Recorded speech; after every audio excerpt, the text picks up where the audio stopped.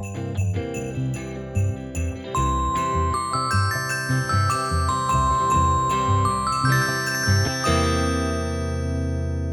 it's good to see you both.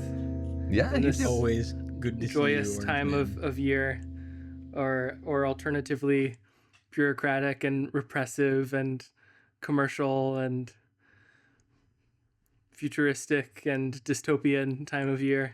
Mitchell, your pick had better be an upswing, because we've had a pretty bleak, miserable couple of holiday specials so far. I was gonna say, at least this government knows how to pass a budget and have people still work. You can say that. Yeah, well done. Yeah, they really didn't send home the ineffective bureaucracy far enough, you could say. Yeah, it was too effective. Yes. If it isn't obvious already, we're talking about Brazil, Terry Gilliam's cult classic, starring Jonathan Pryce and Robert De Niro and a few other people. And it's all about absurdity and the holidays and sadness and being a paper pusher and what you can and cannot do about your circumstances. I'm assuming we all watched the director's cut, but just to make sure, do you guys know which version of this movie you watched? No. I'm glad you mentioned this, Christian, because I try to make sure that whenever I watch any movie, that I'm watching the so-called right version. Because it's so on a lot of streaming services, you'll find that for some reason or other, the cut they have is a couple minutes shaved off or in the wrong aspect ratio, and I try to avoid those. And the version on Prime, which is the version I watched, is the 132-minute version. There's two other versions. There's the 95-minute Love Conquers All version, and then there is a 140-something minute version. And I did some research on this. The 140-minute one is the one that was released in Europe. And then in the United States, Universal felt like it tested poorly. So they secretly started cutting the Love Conquers All version until Terry Gilliam found out, and he was furious. And they eventually were like, okay, we'll release this version that in the meantime he apparently had been like recutting and approved, which is the 132-minute one. And Love Conquers All only ever got shown on television. So it's patchy I think it's patchy what people refer to as the director's cut. I watched the 132-minute version. Me too. Interesting. I'll have to check the back of my Criterion. I think I watched the 140 some, and I think that's the cut that's distributed by Criterion as the sort of definitive director's cut. Which is interesting, especially given that timeline and Gilliam meddling it with it some more. But I have seen also the Love Conquers All cut a year or two ago as a curiosity, and I think the longer cuts are superior for a couple reasons. But I'd love to hear your. Sorry, before we move on from it, I haven't seen the Love Conquers All cut. Where does that end? Does that just end after he deletes her from the system? Not quite. It has a different ending. My suspicion was that it would just end like when they're in the bed together, and that would be it. But it does have like a completely different shot, happy ending with the two of them sort of living happily ever after. And there's a lot of his dream sequences, especially when he's fighting like the ginormous Ronin. That's also him, Dagobah cave style. There you go. a lot of that is cut quite a bit. That didn't take some long. of the Sam Lowry as Archangel from the X-Men is also cut a bit. And Elizabeth Swann's dad. Never forget. That's true. Yeah. He's ingrained in my head as that. Exactly. So it's weird for me to see Jonathan Pryce in like romantic scenes, because it feels like watching like your friend's dad flirt or something. It's very weird. He has like a disgusted surprise face that is unparalleled. He's like, oh, like his lips like quiver like crazy. It's really amazing. Yeah, he's a singular performer, and a fun pick for this, I think, at times precisely because he lacks that sort of conventional, charismatic leading man angle to his performance. And we also encountered him in our first outing with Gilliam on this podcast as Don Quixote in yes. I forget what the exact title is. The something of Don The Man Quixote. Who Killed Don Quixote. Yes, Yeah. yes. We were not too impressed by that one. No. But this marks our third Gilliam experience, following Monty Python as well. And I'd like to hear your general thoughts and ratings. Zach, go first. Sure, I'll jump in. This is a movie that I have now seen twice. This is my second watch. I watched it years and years ago. I rented it through the mail from Netflix, and I'm pretty certain actually that was the director's cut, though I'm not sure if it was the 140 or 130 something minute version. And I think it's very good. I do like the vision of it, but I do think that Terry Gilliam is kind of an exhausting director to spend a feature-length amount of time with, especially if he's focused on drama and metaphor and dystopia. I discovered on this watch that I don't really love the way that Terry Gilliam directs actors, especially if they're actors that he needs a lot of reaction from. Because this movie, especially from Jonathan Pryce, is full of bulging eyes and sweaty foreheads and hands flapping about right next to wide-angle lenses, and it's all just an awful lot. And it does get a little exhausting. And as much as I do like the style and the production design, that does make it, I think, a bit of a challenge. Now that's more of a me thing, but I can imagine a lot of people watching this and finding it similarly tiring. That said, it has the dream sequences are beautiful. The cinematography is lovely. I like things about Terry Gilliam's style a lot, but there's just elements of it to me that I feel like I would like more in like an art book or an illustrated novel than in a cinematic medium. I feel like I have that same feeling about 12 Monkeys, The Man Who Killed Don Quixote.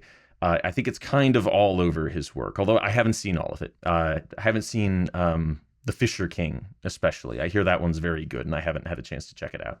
Yeah, that's my favorite Gilliam, actually. 1984. Some Catch-22. Harry Potter, even. Star Wars, even. Those eyeball thingies. On Tatooine. Yep, it's all there. I don't know if I know what you're talking about. Jabba's palace. Yeah. Oh, that thing. Yes. Yeah, that was Christian did a really good rendition just now. He literally did it exactly like Return of the Jedi. It was perfect. Anyway, yeah.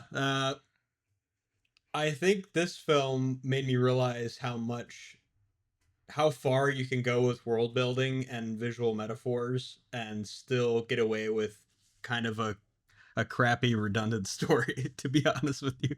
Like I don't want to say the story's bad necessarily. I don't want to I retract my crappy statement. However, I will say that it is so like undersold, and there's so much attention brought towards the attention, like the world building and the production design and what like the supporting characters are doing and like doing their little shticks and everything. So you get like, oh, that's that person's role. That's what they're supposed to say. That's what they're supposed to be doing.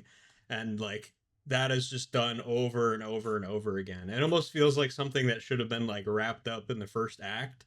And the first act is like 80% world building to me, or 80 to 90% even. There's obviously an undercurrent of a story that ramps up, especially in the last like 20 minutes of the film. But largely, anytime there's like another plot device that is introduced or another element to the story, something that progresses the conflict somehow, there's some sort of like you're learning more about the world. Like this is the dystopia. Look at this dystopian thing. And like me saying it right now sounds really ridiculous. It sounds like heavy-handed criticism, but the way that it is actually introduced is super immersive and super believable. There's a lot of wonderful prop design and practical effects that are used that make everything feel so real and make it feel unique in a lot of ways, although it does borrow some elements of the things that I mentioned. Largely, it feels like it stands on its own as like this whole different universe. And I think like that is so, I think just saying, like we said, visionary. I think Zach mentioned that specifically in his review, but like just having that, like knowing what you want out of your world is like really hard, I feel like, and it was definitely portrayed on full display here. Now, in everything else, as a director, I didn't feel like we were going in a direction until like the end, because there is like this romance thing which is so annoying. And Christian said simpy, and after that I was like, oh yeah, that's exactly what it is. It's just like a and it's like in his head, and obviously he's losing his mind and overselling it, and there's some argument to be made about narrative, what am I thinking, an unreliable narrator argument for sure, but like, you know, and then the dream sequences and everything, clearly it's supposed to be like satirical or ironic in some way, but ultimately, like, I think just the world that they're in could be built out in so many different ways, and I just think that was what was the most engaging thing to me. The shootouts were cool, and the comedic bits obviously were funny. Definitely don't want to undersell those either. It's just that it's like the story, it's like Star Wars. It's like the and I sorry, Christian, I stole it. I'm using that card. Star Wars builds everything around the hero's journey story. I mean, obviously in A New Hope, like the most, but but in this, it's like the story was built around the world building, and it's like the story's like trying to like find its way through all of this crap that's going on, and it's filmed great. Like, it's super engaging. I like the wide angle lenses, and the supporting actors are super interesting, and some of them barely show up at all, but you clearly get a huge sense out of them, like what their character is, and all that is super engaging. But then it's like, oh, but then the story's like, oh, I gotta jump around the driving through the streets, and now dream sequence, and it's like, what's happening right now? Is kind of what I was feeling through it. But I still rated it a 4. I like 100%. It was great to watch, and there's so much that can be said about the metaphors and the themes, for sure. I think it's interesting you mentioned the hero's journey, because there's certainly, I think the hero's journey is certainly present in this, but whereas Star Wars is the hero's journey and they save the day at the end and everybody gets a medal except for Chewbacca, this is kind of the hero's journey until the end, when the bureaucracy goes no, and I think the message is like the reality quashes fantasies and dreams, and it's going kind of for an anti-hero's journey almost. I mean, the structure isn't the opposite of the hero's journey, but that end message leaves you on a very, not even bittersweet, a very bitter note of like, this hero's journey is not reality. I mean, this movie isn't reality, but you know, it's clearly saying things about Terry Gilliam's view on reality and bureaucratic and political systems, at least. Sure. I think I'm like half what Mitchell said about the story coming second to the world building, and half what Zach said about finding Gilliam sort of stylistically tiresome at some point. I feel both of those very much. I think about the first 55 odd minutes of this are probably my favorite to experience as a viewer, because you're getting that production design and world for the first time, and you're introduced to so many things, like Sam's home and workplace, and his overbearing mother, and these little like TV screens that are sort of ubiquitous, but nobody seems to care too much about what's actually playing on them, even though they're always on and always being watched. You get the first bits about commercialization. There's a bit where they're talking about Christmas gifts, and his mom muses about buying somebody a medical procedure as a gift, like that's a normal thing. And the dinner scene, when there's like seems to be an incident of terrorism during their meal, and they just kind of sit through it. And there's just a lot to take in, but also a lot to appreciate. I think the scene where Archibald Buddle gets violently absconded from his family Yeah. due to a clerical error is very cutting. And I mean, it makes me think quite a bit about when due process isn't followed. And I think it's a very prescient scene. This is a strong 4 for me. This is the third time I've watched Brazil in the past 3 or 4 years, which is probably too many times for that time span.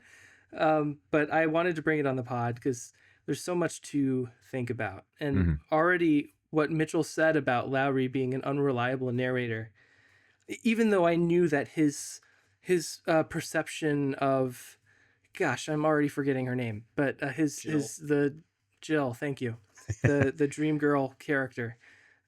I was certainly aware that his perception of her was not a grounded, highly realistic one, but thinking about him more broadly as an unreliable narrator, I think makes the last 90 minutes play a lot better for me in retrospect, especially the sad final scene when he's sort of just like dreaming and then sort of tortured to the point of, I guess, either being a vegetable or being killed.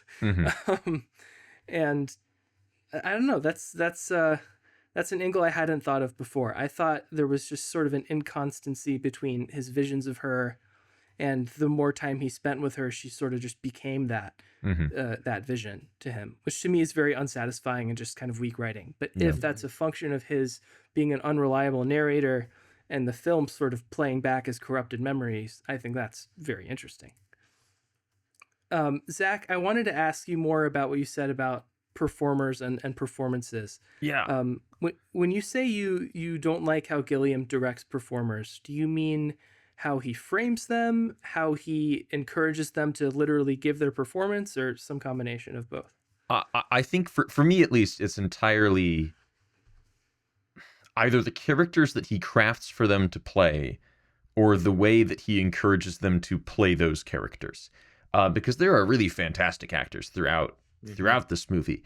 And maybe it might, thinking about Gilliam's style more, it might just be that I have seen his later film. I saw Gilliam's later films where he kind of ran out of things to say and started to lean on Brazil's imagery and themes as a crutch. I saw those before I saw Brazil. And so perhaps my more negative outlook on this movie, which I still gave a 4, I do still think it's a great, highly individual thing, but my negative outlook on those characters and the style and the direction might be kind of influenced by my sort of tired feelings towards later films that he made around very familiar subject matter. But actors like Ian Holm, Jonathan Pryce, they're giving great actors, but especially Ian Holm. They're all playing these sort of just generally like wet, plummy businessmen, and it works in this context. But I think just because I saw Gilliam kind of plumb that well over and over and over again in future projects, by the time I saw the thing that originated that for him, it kind of left me cold. It left me feeling like, oh, what's so special about this? I've seen Terry do this like 6 times in lesser movies. The Zero Theorem all over again. Snore. How you end Monty Python. That's how you end every film. It's when you run out of ideas. It's the only way you can end it. This is kind of like because Monty Python does have tons of like British bureaucracy humor as well in the show. So this is Monty Python's 1984 is sort of what and the Holy Grail, what Brazil is. But yes, yeah. Monty Python, but sure. Yeah. Sorry, yeah.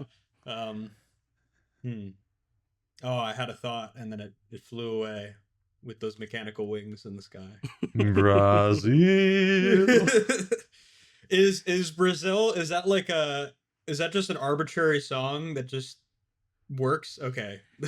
I think so. I'm pulling a deep memory here, but the second time I watched Brazil, or the first time I watched the Love Conquers All cut, I also watched a special feature that was sort of like a brief making of documentary.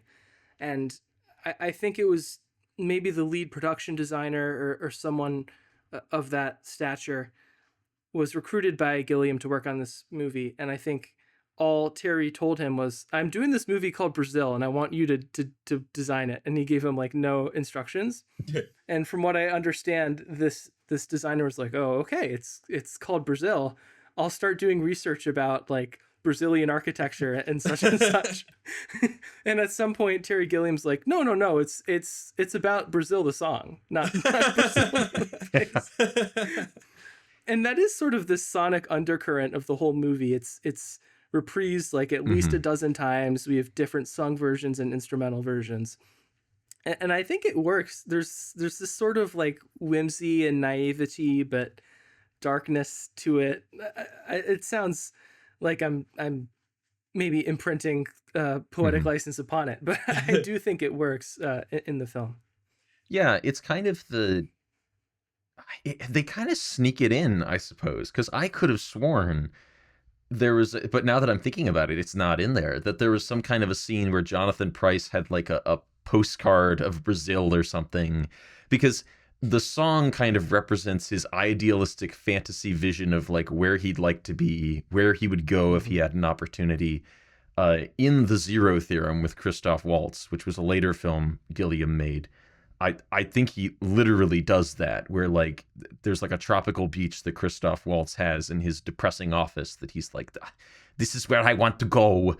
That wasn't a good Christoph Waltz, but that was Arnold 100%. But it like, I guess they kind of sneak that into the editing, and it's entirely presented the mise en scène. This idea of like Brazil is sort of his vision of where he'd like to be, and it represents some fantasy of things being better.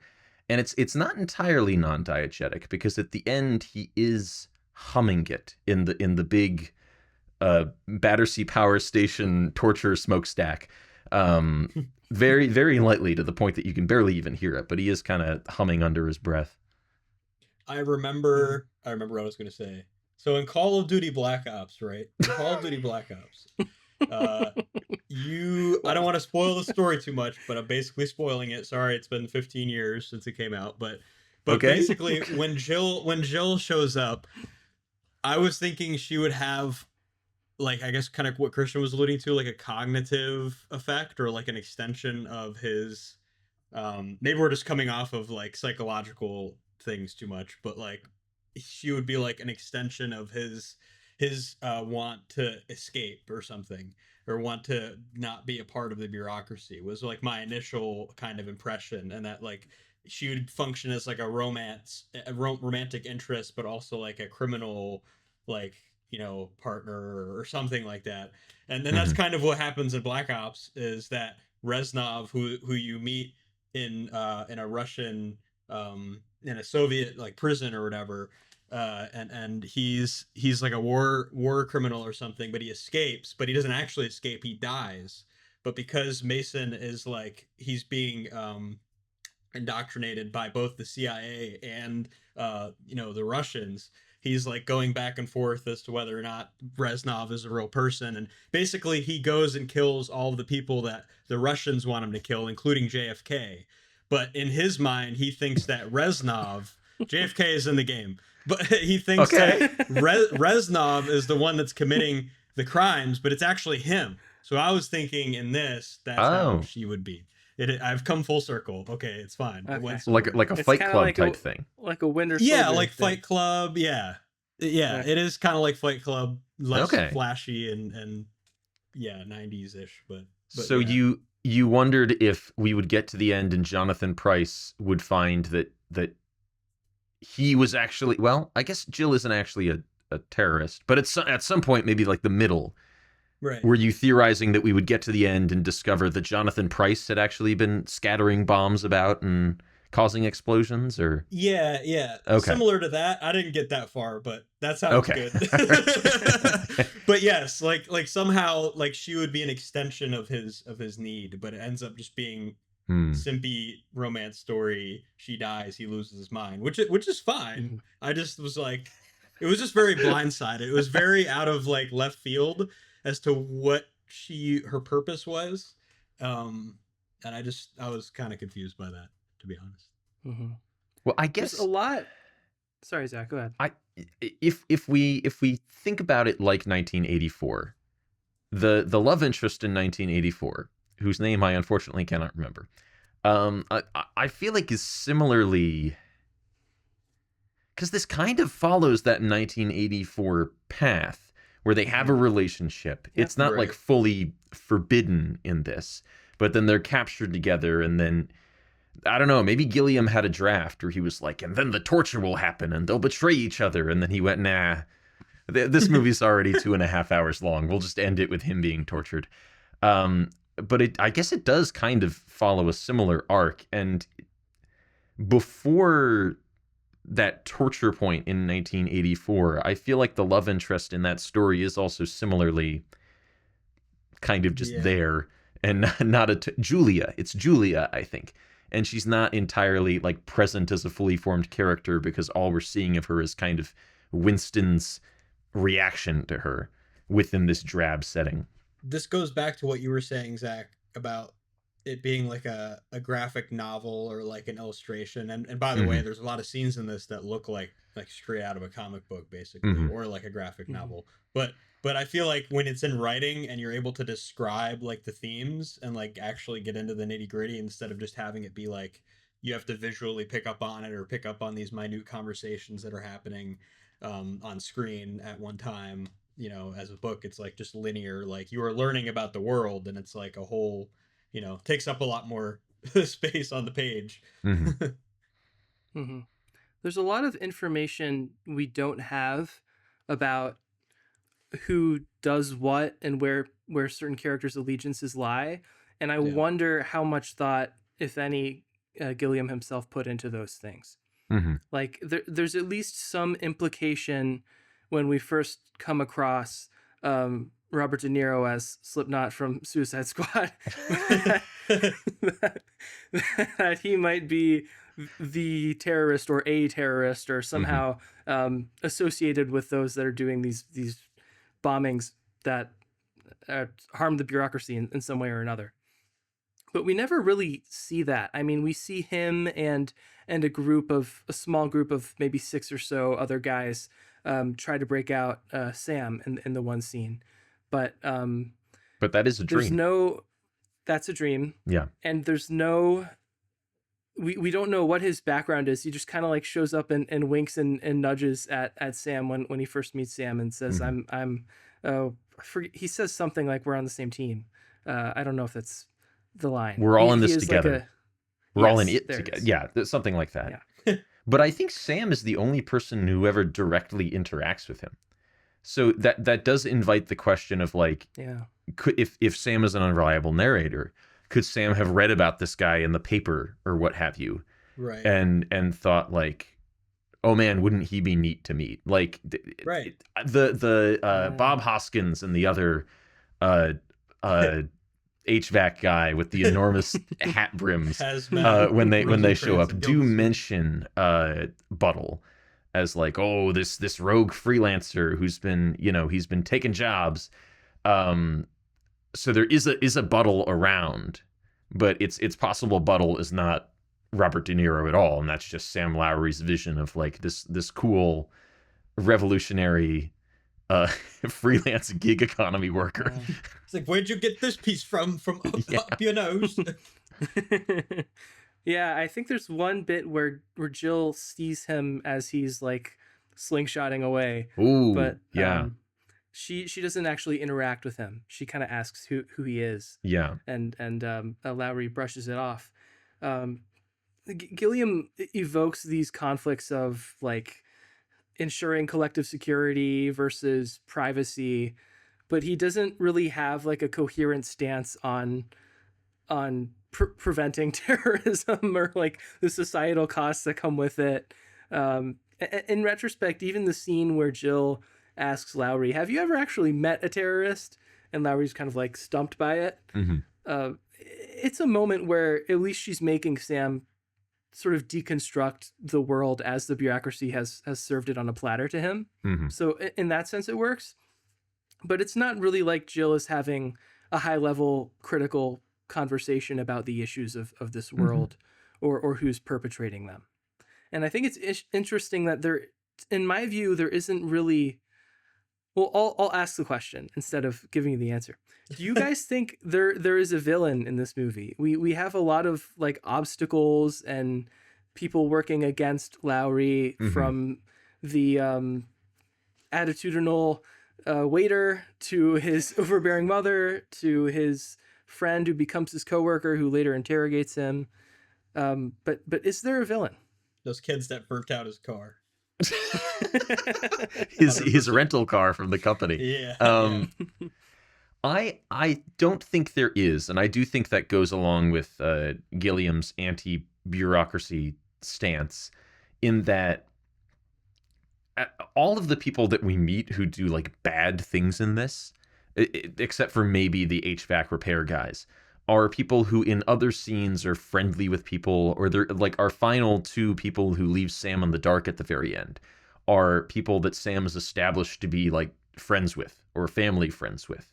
And I think the point that Gilliam is trying to make is that at a certain point within the structures of a bureaucratic system or a harshly bureaucratic system, everybody is doing what they think they have to do, to the degree that the system just kind of like oils and maneuvers itself without anybody on high having to go like, now here's the terrible things we're going to do, just because the system has been set up and that's, everybody feels like that's how it's got to be. So we're just going to keep doing this because that's how it's got to be. And it becomes like a self-fulfilling oppressive system.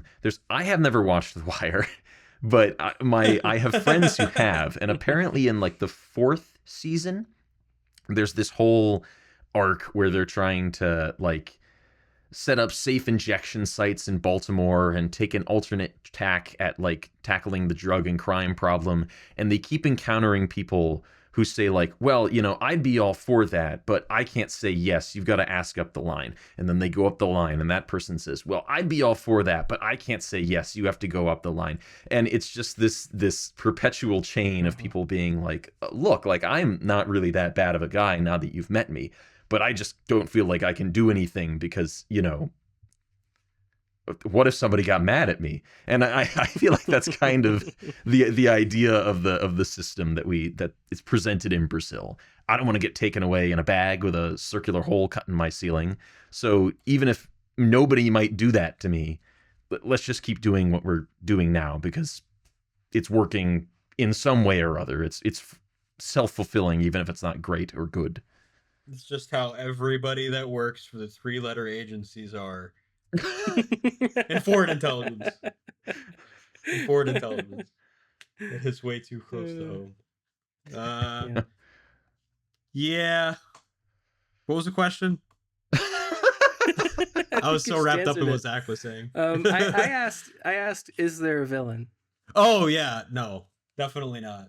I think Zach pretty much hit the nail on the head. I think the bureaucracy isn't really a villain because there isn't like a clear ill-intentioned motivation. Like Zach said, it's like kind of like you're just victims of circumstance everywhere you go, or victim of not just a circumstance, but like the roles that everybody plays in the society. You're basically victim to. And I do think it's interesting and compelling that there isn't really a big brother, or there isn't really like a superior anywhere. It's like there's always somebody above, there's always somebody below, and there's like no in between. So the ambiguity is almost, in a way, is oppressive in and of itself, and is like a villain in and of itself. But then again, it's like these systems obviously exist for a reason.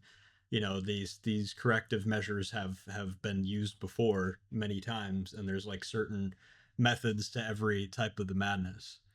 I wanted to mention Clockwork Orange also.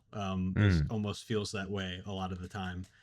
Christian hates that film, but I do not like it. But and it is more like character focused and driven, obvious villains, you know. But at least with that, it's like you still get the sense that there's certain characters that strictly follow whatever their position entails, and it's worth mentioning how many supporting characters there are in this. I mean, and there are some that recur, and the ones I wish would come back do come back. So I think that's pretty fun, especially at the information retrieval place. That guy is really cool.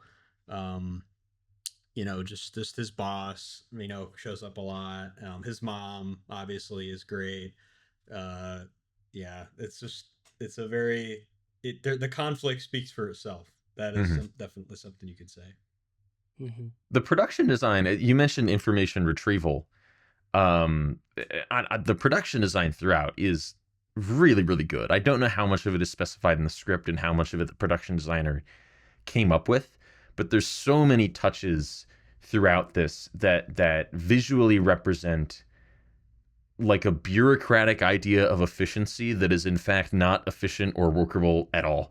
Like the fact that when Sam gets promoted, he literally has half of an office with half of a desk that he has to play tug of war with for the guy in the office next to him. And it's implied that that might have been like his full office at some point, and then they cut the room in half. And when Sam comes in at some point, he's even like, you can't take half my chair. I need it to sit on. So it's implied that they've kept taking things away from this man in the name of efficiency. The screens everywhere that we mentioned earlier are like, they're like deconstructed televisions designed to use like as little material as possible, where the actual screen is maybe only a couple inches wide, but then everybody has these big magnifying glasses that they pull in front of them to make it bigger.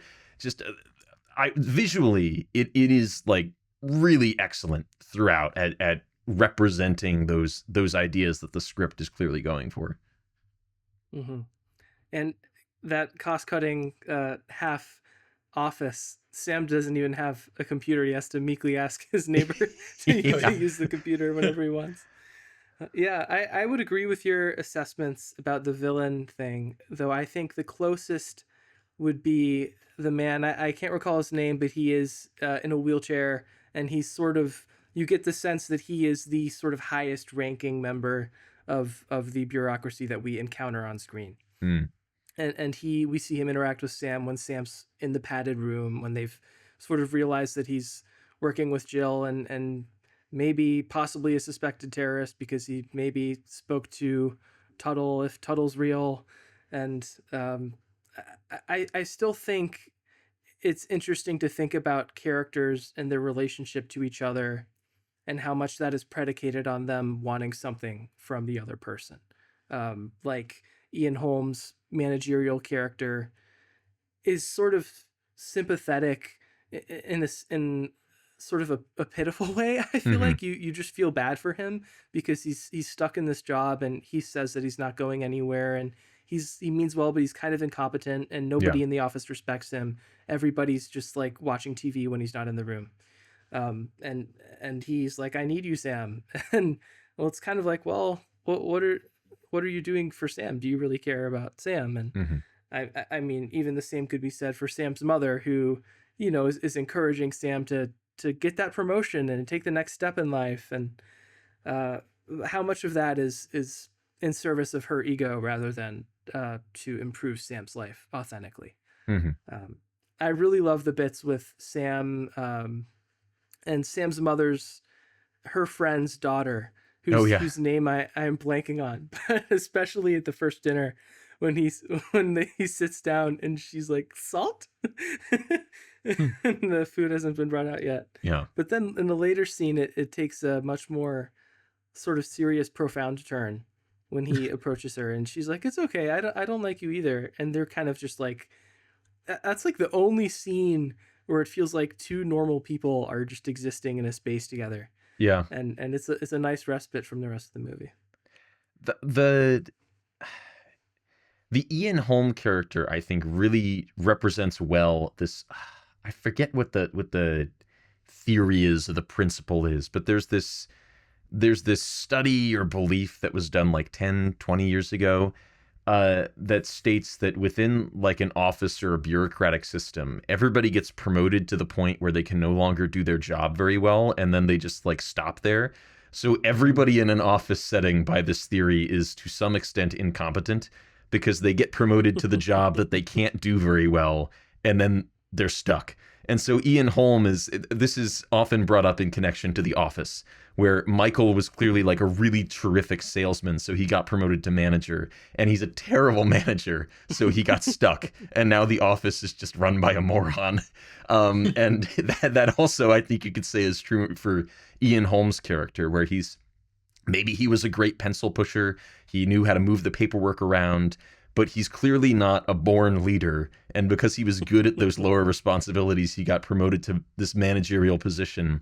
And he's just a total wet blanket that doesn't know how to do anything without this guy who's good at all the things that he used to be able to meekly do under the radar. Yeah. You could say the same thing about Sam, even though his promotion is sort of worked behind the scenes with his mother and her connections. Once he gets to the new place, he's pretty out of his depth. Mm-hmm. Yeah, I think we're winding down here, but No, Mitchell's we're not. wagging a finger. We're winding up, Christian. I'm stealing another one of Christian's things. Star Wars and music, right? So I'm talking about the music. The jazzy brass motifs that are like immediately go with some fog and shadows and stuff. And then there's also Christmassy motifs in the very beginning. And I think the funniest one, I think, is when Jill is with him in the truck. And she says, oh, I have to go to the mall to get a Christmas present or deliver this Christmas present, whatever the hell she was talking about. And it like, there's like a little jingle bell motif for like 3 seconds that I was like, I hope it ends, because I know that was on purpose. And it was just because she said that one line that it sounded like jingle bells. And I was like, oh my God. So I thought the score was fantastic. There was a lot of different variety. Sometimes I was like, dang, this is like almost John Williams-y, like, bombastic, like, all orchestras on deck going crazy. And other points it was super mellow. I just thought the variety was really cool. Yeah, I think variety is a good word for a lot of what the movie does. The movie kind of feels like this like bizarre variety music hall act, and the music, I think, adds to that as well, where it feels very kind of old-fashioned and Art Deco, but it complements the chaotic kind of unspooling feel of the whole film. Yeah. I think my favorite holiday moment or connection is this thoroughfare that's I don't remember if they're musicians or caroling or whatnot, but somebody's holding up this banner with a cross on it that says "Consumers for Christ." Oh yes, yeah, that's a very funny image. And all the security officers singing Noel. He's like, you're not on the G. Oh yeah, whatever he was saying. Yes, very fun and very. It felt like those connections weren't just like fanciful winks, but really were in service to and of the message that this movie's telling about how we value the wrong things, or certain nudges or pushes and pulls in society encourage us to disconnect or bump it up to the next guy and lose ourselves. But I'm very fond of this movie, maybe more in reflection than when watching it, because I do feel what Zach says about being overwhelmed and it just being a sensory assault even.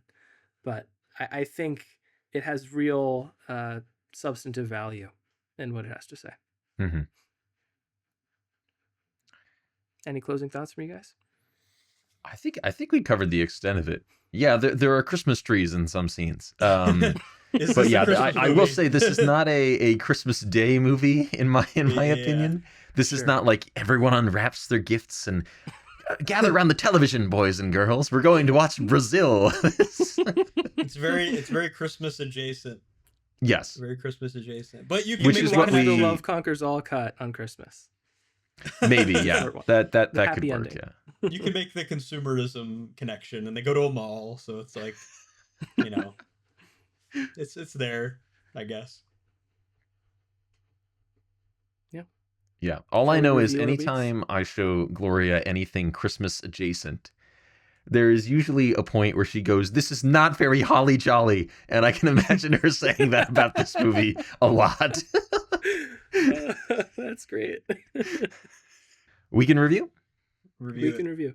Do it. Well, I am going to go probably even more Christmas adjacent than this film for my weekend review, because we're still not quite at the Yuletide in my opinion. Usually I really kick off the Christmas stuff after Thanksgiving, but I did watch a film with some lovely Christmas scenes last night, and that was The Tender Bar, which is a George Clooney picture. George Clooney is a director that I have uneven feelings about, because he has pretty sharp visual instincts, but he seems to have the most boring taste in the world in terms of stories. George Clooney exclusively makes movies that you put on a Sunday afternoon on cable when you're probably gonna fall asleep. So best put on something you don't care that much about. And The Tender Bar is one of the better ones. The film is about based on a memoir. It's about a boy named J.R.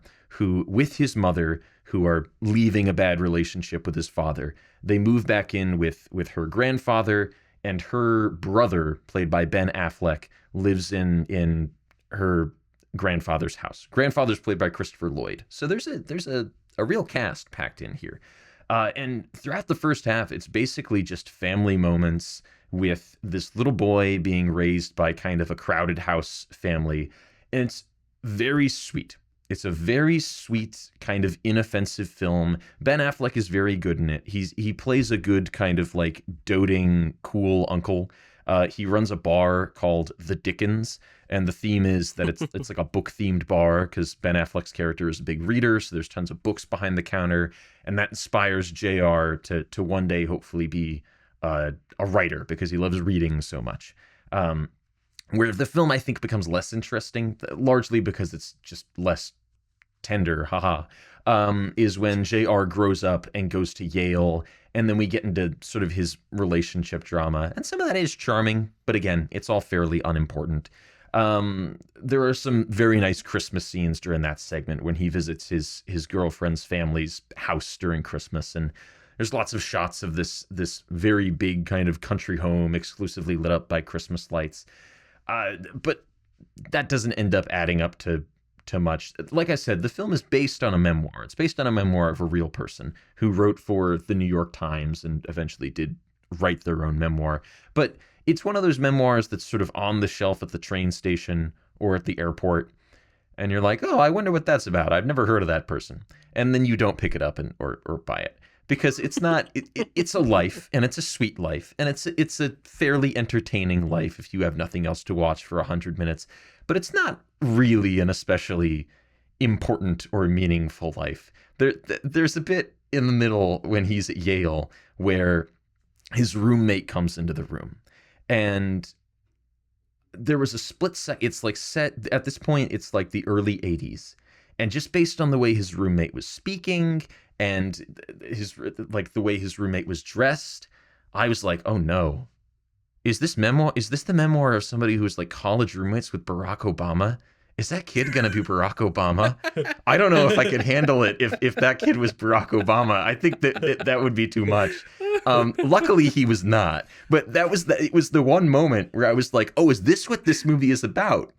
No, it's just the memoir of an uninteresting person. So that's 3 out of 5. Not much of a movie, but if you're, tell you what, this Thanksgiving, which is already passed, next Thanksgiving, if you're with your family, you've all had the turkey, and you're looking for something to watch that everybody can watch, except for maybe the youngest kids, there was a sex scene, put on The Tender Bar on Amazon Prime. Planes, Trains, and Automobiles is what he meant to say. That's a better choice. But if you've already seen that one, put on The Tender Bar on Amazon Prime. If you've already seen it, watch it again. I'm just kidding. I'll give you a pass for the Obama nonsense, only because Clooney's really involved in raising money for Democrats. But if not for that, this would be a Zach is racist moment. It felt like it would be a very George Clooney. And additionally, just I don't know, watching 50 minutes of a movie and then finding out that, surprise, the message of this movie was I was college roommates with Barack Obama, and isn't that significant and meaningful to my life? I don't know, man. That would have been a real harsh. This is why I'm reading your memoir, because for 4 years you lived in the same room as this guy. But that wasn't what happened. So, that it was just a moment where I was like, oh no, is this man's life even sadder than I thought it was?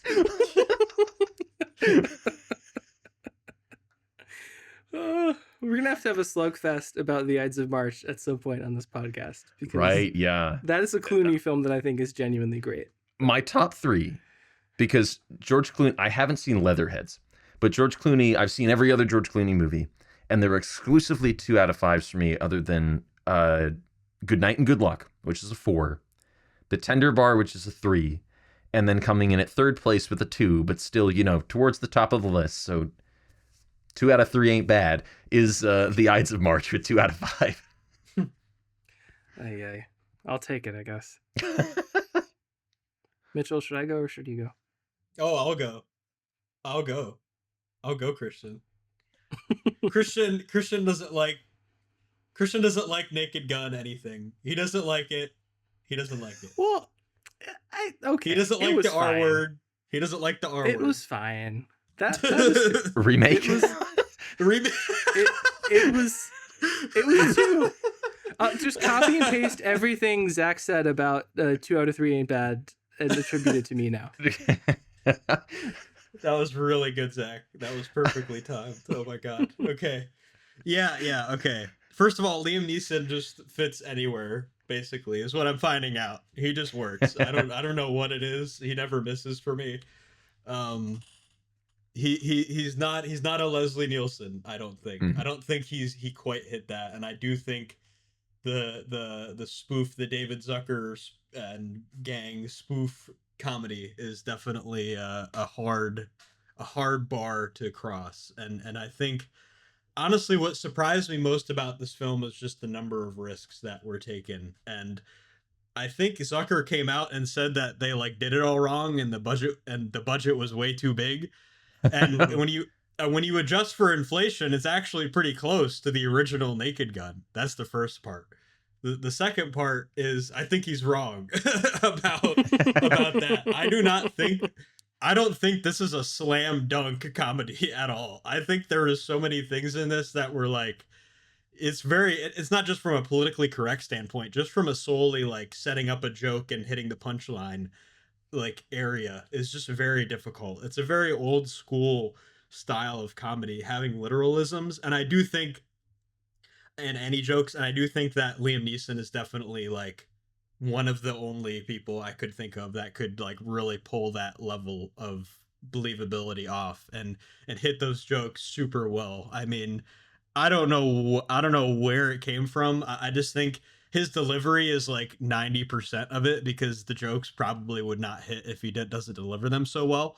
And I just think it definitely makes fun of itself just to the right extent, where that it's a reboot, that it's going to call back to a lot of these iconic scenes of the original, but it does build upon them. And the bar is not very high, in general, for comedies when you're trying to call back to something. It's just make it slightly different in a different scenario, but play it out differently with different characters. And that's basically what happens here.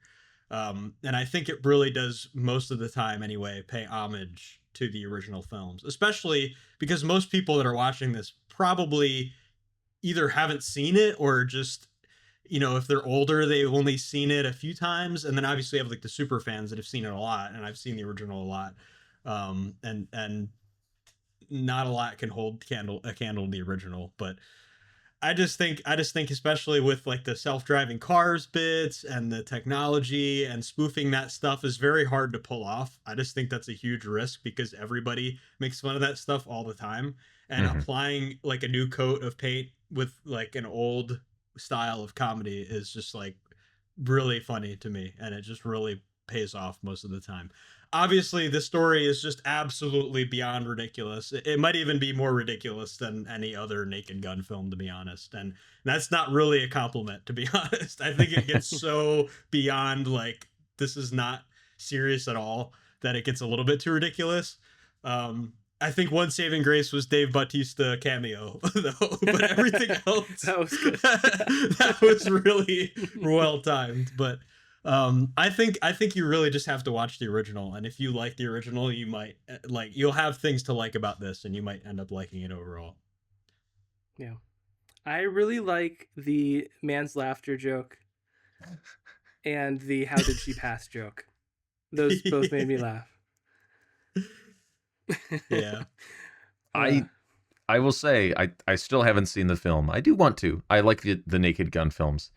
That I was never in a cinema crowd where that OJ joke didn't kill at the end of the trailer. Me too. That I think people were just. I think there was some surprise that they were willing to just like run right into it. But yeah, I look forward to watching it because I think Liam Neeson I think is an inspired cast for that role because I think people forget because Leslie Nielsen spent the entire back half of his career doing comedies that he was once like a dramatic actor, and that's kind of the joke of Airplane is that he's just playing it completely straight, and I think Liam Neeson has similar chops that he just can say it dead straight, and that kind of is the joke. But you guys would know better than me if that ended up working. I will slightly agree with Christian. The poop jokes and stuff. There are some things that recur a little bit too much, and I think it's acceptable for the most part. But there's some parts that it's like it's going a little bit too far for sure. I think Zach would probably fault like somewhere between us overall. I think you would enjoy parts of it, Zach. Yeah. I do think like Neeson playing straight, there's something about his voice that works, but there are also times where it feels like he genuinely doesn't understand what he's saying or what the joke is to me. And sometimes it makes it funnier, and sometimes it's kind of like, is this elder abuse? Like, I don't know. He's not that old. Man, does he know where he is right now?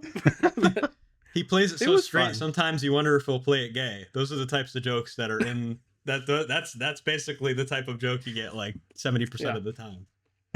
Yes. Shall I talk about another 2 out of 5 movie from 2025 now? Yes. Boy, we're really having a Merry Christmas, aren't we? Nothing but misery and 2 out of 5s. Yes. Well, I saw Edgar Wright's newest film, The Running Man, starring Glenn Powell, which I guess is adapted from a Stephen King story of the same name. And it has moments that are almost moments, you know. It's not a complete train wreck, but it's a 2. It's like definitively a 2. And I wanted to push it to a 2.5 or even a 3. But in retrospect, I spent like so much of the movie waiting for something to pay off that I feel like never really came. Glenn Powell plays the titular running man, Ben Richards. And the whole idea is that he's just this like super angry guy. He's angry about the world and how it's mistreated his family and his daughter's sick and he can't get a job to pay for medicine and he's just so freaking mad all the time. And I think at least for like the first 20 minutes of the movie, Glenn Powell does a really bad job of communicating that sincerely. He's just like making angry face, and I'm like, dude, you're Glenn Powell. You're doing fine in life. I don't believe you at all right now. And the whole exposition has this issue, like James Lawson plays his wife and the mother of their child, and she's just there to like, I feel like look really beautiful and say generic expositional stuff, and I think that's what a lot of the characters are doing just in different ways throughout the movie. I don't feel drawn to any of them. And the action, like this is an action movie, right? There are no like major set pieces that are really thoroughly impressive. There aren't really any fight scenes or moments that stand out in your mind.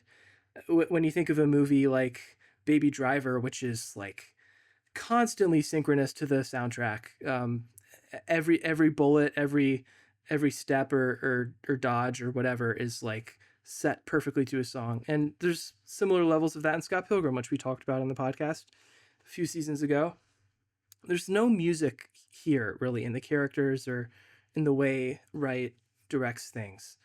There are parts of the world building that are kind of interesting. Like we see the ways in which this high-tech society sort of, it's like retro futuristic in moments that are interesting. But there are some good supporting roles, like William H. Macy has like a minute and a half of screen time. He's really good.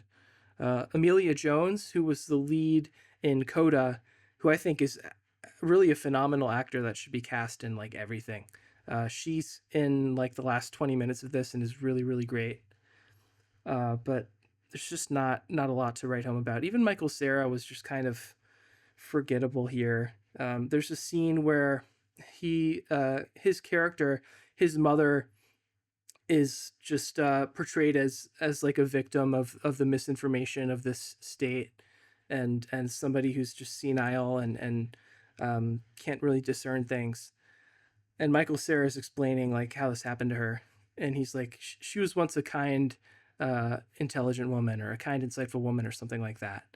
And it's like a 5-second turn of phrase that almost threatens to be like sentimental and emotional, but it's not. It's just like gesturing at being that. And so much of the movie is just gesturing at being memorable. Sometimes it has some character. I mean, it doesn't feel like a Doug Liman movie or like a average director by hire action movie starring Jason Statham or something like that. But I mean, this is really a low bar.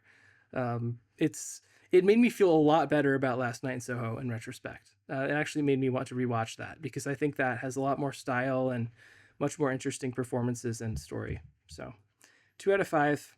I regretted paying to see this in IMAX. If I may be an alarmist, I feel like Edgar Wright might not have it without Simon Pegg.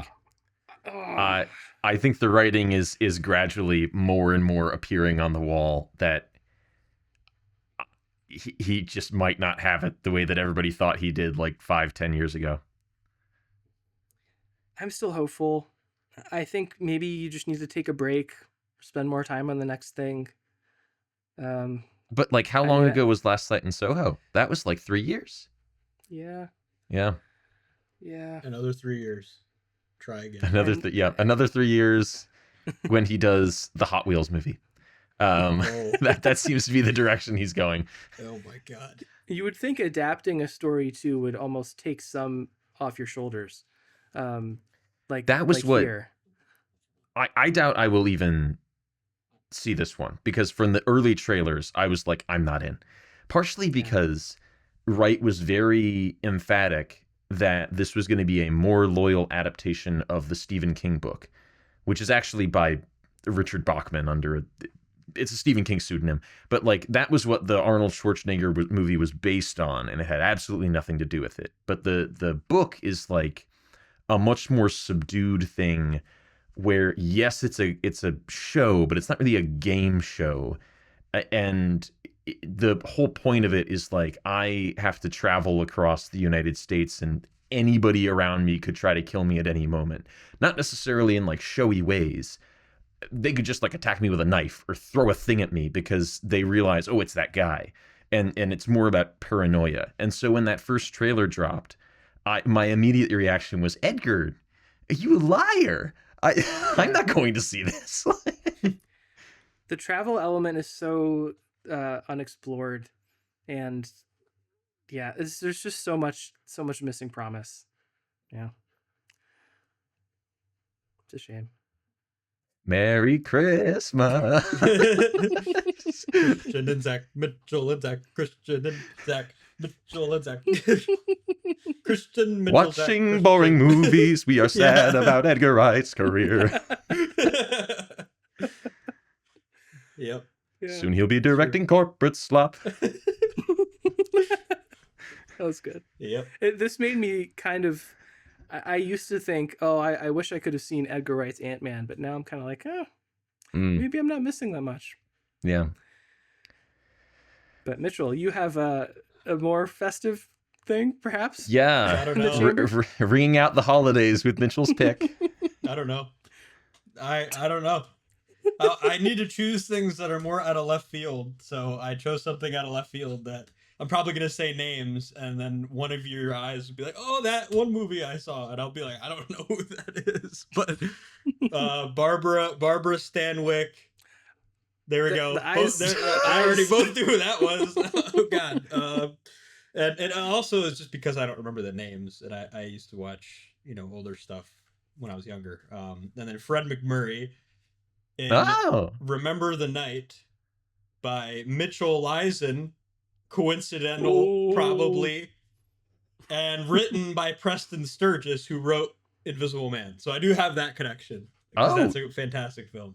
Oh, okay. 1939 picture. It's a comedy romance thingy, and I guess we'll find out how it pans out and how Christmassy it really is. All right. Nice. Remember the Night. Yes. I hope we do. Those actors. Exactly.